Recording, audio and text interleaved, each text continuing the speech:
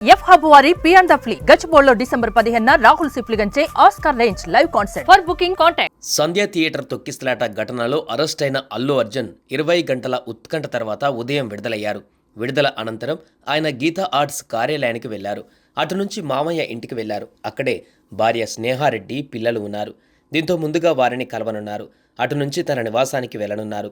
ఈ క్రమంలోనే అల్లు అర్జున్ తరపు న్యాయవాదులు కీలక వ్యాఖ్యలు చేశారు. తాము మరోసారి హైకోర్టును ఆశ్రయిస్తామని అన్నారు. ఎందుకు? ఏం జరిగింది?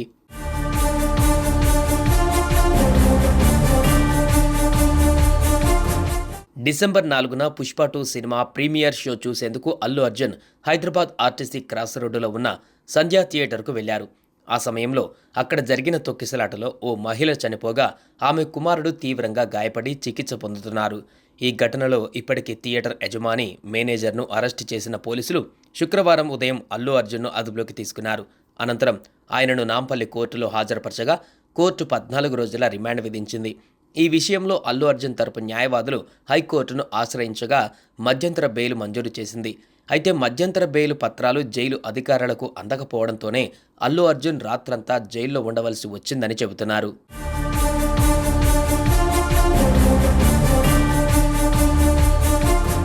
అయితే అల్లు అర్జున్ విడుదల తర్వాత వారి తరపు లాయర్ కీలక వ్యాఖ్యలు చేశారు. నిజానికి హైకోర్టు బెయిల్ మంజూరు చేసిన కాపీలను జైలు అధికారులకు ముందే అందజేసినా ఎందుకు విడుదల చేయలేదో తెలియడం లేదని అన్నారు.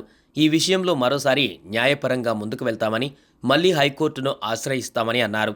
హైకోర్టు ఆదేశాల ప్రకారం ఒక్కరోజు కూడా అల్లు అర్జున్ జైల్లో ఉంచడానికి వీల్లేదు. అయినా ఉద్దేశపూర్వకంగా ఏవేవో రీజన్స్ చెప్పి బన్నీని రాత్రంతా జైల్లో ఉంచి కోర్టు ధిక్కారణకు పాల్పడ్డారని అన్నారు. ఈ విషయాన్ని కోర్టు దృష్టికి తీసుకువెళ్లనున్నామని చెప్పారు.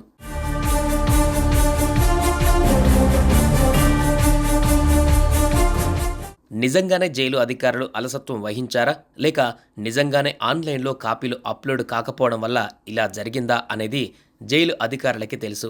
ఒకవేళ అల్లు అర్జున్ తరపు న్యాయవాదులు గనుక హైకోర్టును ఆశ్రయిస్తే అప్పుడు కోర్టు ఏం చెబుతుందో చూడాలి. మరి సుమన్ టీవీలో మీ పర్సనల్ అండ్ బిజినెస్ ప్రమోషన్స్ కోసం కింది నెంబర్కి కాంటాక్ట్ చేయండి.